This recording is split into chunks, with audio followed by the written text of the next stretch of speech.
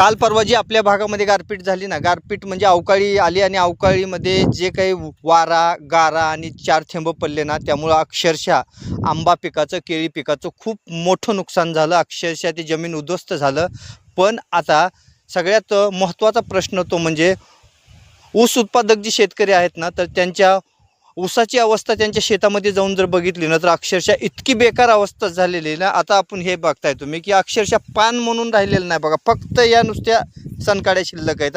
अक्षरशः आता हे त्याचं अन्नद्रव्य कसं तयार करणार हा सगळ्यात मोठा प्रश्न आहे. त्यामुळं ऊस उत्पादक शेतकऱ्याचं सुद्धा खूप मोठं आर्थिक नुकसान होणार आहे किंवा झालेलंही आहे.